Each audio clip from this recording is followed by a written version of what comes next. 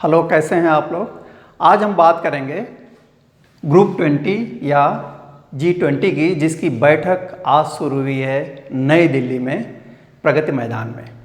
लेकिन सबसे बड़ी खबर ये है कि यह जो ग्रुप 20 था, ग्रुप 20 था, वह बदल गया है ग्रुप 21 में। और इसका कारण ये है कि जो अफ्रीकन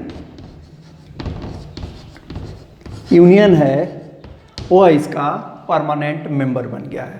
तो एक सबसे बड़ा जो चेंज हुआ है ग्रुप 20 में वह यह कि इसकी सदस्य संख्या जो पहले 20 थी वह हो गई है 21। और दूसरी चीज़ ये कि इसमें 2 यूनियन सम्मिलित हो गए हैं। 19 कंट्रीज़ हैं और 2 यूनियन हैं। दूसरा जो यूनियन है उसको बोलते हैं यूरोपियन यूनियन। तो 19 + 2 का यह ग्रुप हो गया है 21, G21। पहली बात।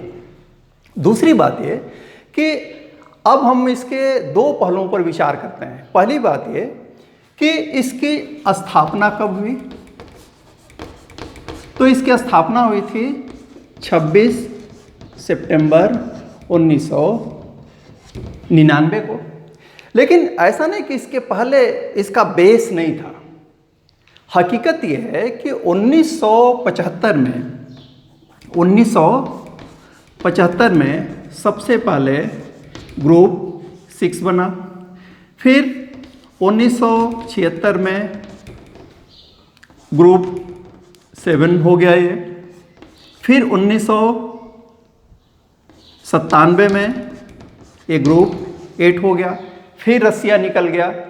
तो अंत में यह G20 और अब G21 है। तो इसी को आगे बढ़ाते हुए यह यहाँ तक पहुँचा है। पहली चीज़। तो कोई पूछे, फिर भी कोई पूछे कि G20 की स्थापना कब हुई, तो आपका आंसर होगा 26 सितंबर 1999 को।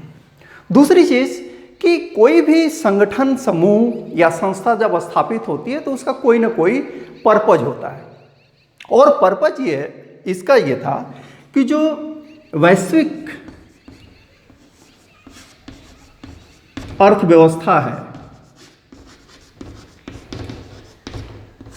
अंग्रेजी में ग्लोबल इकोनॉमी, इसके जो मेजर समस्याएं हैं, मुख्य जो समस्याएं हैं, उस पर विचार करना। और मुख्य समस्या क्या है? मुख्य समस्या यह है कि विकास किया जाए और यह विकास क्या हो? सस्टेनेबल हो, सतत विकास हो।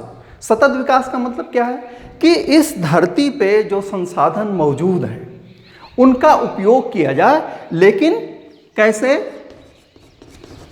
पर्यावरण की सुरक्षा के साथ। तो पर्यावरण सुरक्षित भी रहे और विकास भी होता रहे, ताकि प्रत्येक व्यक्ति की, इस धरती पर रहने वाले प्रत्येक व्यक्ति की जो न्यूनतम आवश्यकताएं हैं उसको पूरा किया जा सके और देश और समाज क्या हो जाए? समृद्ध हो जाए आर्थिक दृष्टि से।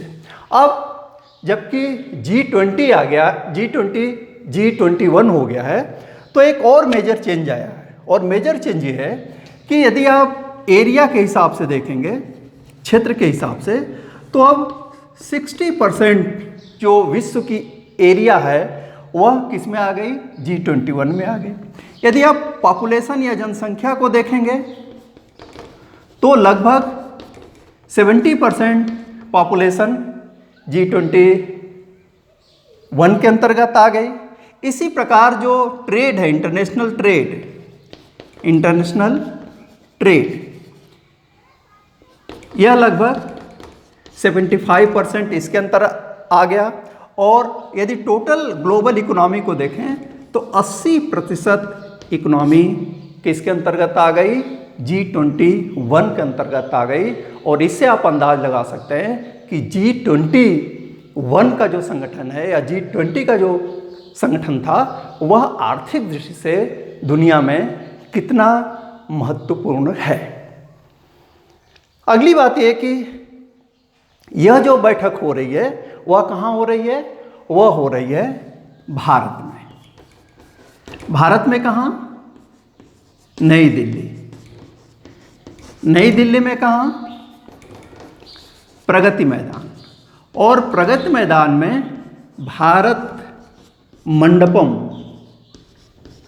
करके एक स्थान विकसित किया गया है, उसमें यह बैठक हो रही है जिसमें ये तमाम देश जो 21 हैं वे उनके राष्ट्राध्यक्ष, शासनाध्यक्ष या फिर उनके प्रतिनिधि इसमें भाग ले रहे हैं। तो ये बैठक हो रही है और यह एक प्रकार से 18वीं बैठक है।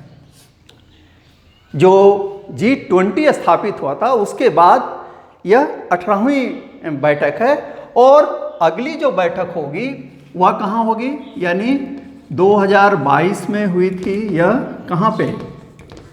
इंडोनेशिया में। अभी 2023 में कहाँ हो रही है? भारत में। और 2024 में एग्जाम में पूछा जा सकता है कहाँ होगी? तो यह होगी ब्राज़ील में, जो कि साउथ अमेरिका का एक देश है। तो ये एक मोटा मोटा G20 या अब कहें G21 के बारे में एक जानकारी थी। चूँकि यह बैठक आज शुरू हुई है और कल ख़त्म होगी 9 और 10 सितंबर को, तो मुझे लगा कि इसके बारे में आपको थोड़ा सा ब्रीफ कर दूं। और एक आखिरी बात कि यह जो G20 हो रहा है अपने यहाँ, उसका जो थीम वाक्य है वह क्या है? वह थीम वाक्य है वसुधैव कुटुंबकम। वसुधैव कुटुंबकम। वसुधा का मतलब होता है पृथ्वी, कुटुंबक का मतलब होता है परिवार। यानी भारत ये कह रहा है, ये दुनिया को मैसेज दे रहा है कि इस धरती पर रहने वाले सभी लोग क्या हैं? एक परिवार है। और चूंकि पूरी धरती एक परिवार के रूप में है, इसलिए सबका फ्यूचर भी क्या है? एक है। तो एक धरती, एक फ्यूचर, और इसीलिए हमने कहा एक धरती, एक परिवार और एक future. One earth, one family and one future, ये हमारे G20 का थीम। तो देखते रहिए, पढ़ते रहिए। Thank you very much.